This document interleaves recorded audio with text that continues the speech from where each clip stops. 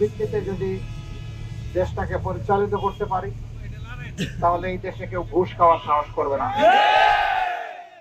কেউ দুর্নীতি করবে না, কেউ মা বোনদের ইজ্জত নষ্ট করার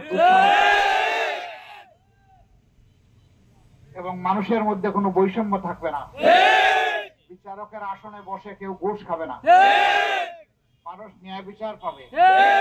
যে সমাজে ন্যায় বিচার প্রতিষ্ঠিত হয়, সেই সমাজে আল্লাহর রহমত বর্ষণ হয়। আর যেই সমাজের মানুষ ন্যায় বিচার থেকে বঞ্চিত থাকে অথবা মানুষ অন্যায়কে নীরবে হজম করে, সেই সমাজ থেকে আল্লাহ তাআলা তার রহমত উঠে নেন। গত 15.5 বছর এই জাতি জিম্মি দশায় ছিল। মানুষ খুন হয়েছে, গুম হয়েছে, মানুষের ইজ্জত নষ্ট হয়েছে, সম্পদ লুণ্ঠন হয়েছে, দেশের টাকা বিদেশে পাচার করা হয়েছে। কারা করেছে? আমার দেশের কৃষক শ্রমিক। কারা করেছেন? করেছেন যারা উঁচু তলায় থাকেন, তারা, যাদেরকে মানুষ শাসক বানায়নি, নিজে নিজেই শাসক হয়েছিলেন তারা। আমি আর দামে মিলাইয়া যে সংসদ হয়েছিল, সেই সংসদ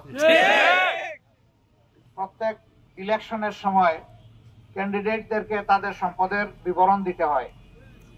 14 সালে যে সম্পদ ছিল, দেখা গেল 18 সালে এসে এটা 20 গুণ বেড়ে গেছে। আয়ের উৎস হইল মাছের চাষ। খোঁজ নিয়ে দেখা গেল কোথাও একটা পুকুরই নাই তার মাছে। এইভাবে দেশের সম্পদ যেটা দেখিয়েছেন, এটা আসল সম্পদ নয়, বরঞ্চ এর বাইরে প্রচুর সম্পদ বিদেশে পাচার করা হয়েছে। 26 লক্ষ কোটি টাকা বাংলাদেশ থেকে পাচার করা হয়েছে।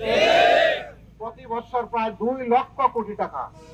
বাংলাদেশের বাজেটের, বর্তমান বাজেটের 3 ভাগের 1 ভাগের চেয়ে বেশি, এক সময়কার বাজেটের সমান, সেই টাকা বিদেশে পাচার করা হয়েছে।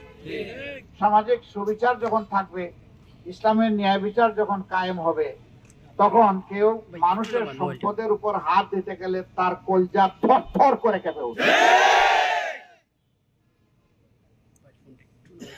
ইসলাম শুধু মুসলমানদের জন্য নয়, ইসলাম শুধু মানুষের জন্যও নয়, ইসলাম তামাম সৃষ্টির জন্য।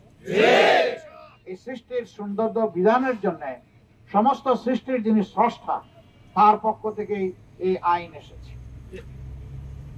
বলে যাওয়ার দায়িত্ব আমাদের, কবুল করার দায়িত্ব জনগণের। আল্লাহ আমাকে হেদায়েত দিবেন কি দিবেন না, এই ফয়সালা আমার হাতে নয়, এটা আল্লাহ তাআলার হাতে।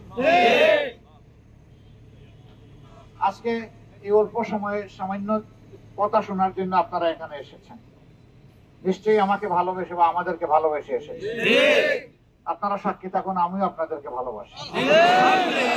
আমি ভালোবাসি, আমি ভালোবাসি এই কারণে, আমি আল্লাহ তাআলার ভালোবাসা পেতে চাই। যে মানুষকে আল্লাহর সৃষ্টিকে ভালোবাসে, আল্লাহর হাবিব বলেছেন আল্লাহ স্বয়ং তাকে ভালোবাসে। অতএব মানুষকে সম্মান করতে হবে, শ্রদ্ধা করতে হবে, ভালোবাসতে হবে। জাত, ধর্ম, বর্ণ নির্বিশেষে সবাই আমরা মানুষ। আমরা মিলেমিশে বাংলাদেশের এই ফুলের বাগানকে সুন্দর করতে চাই।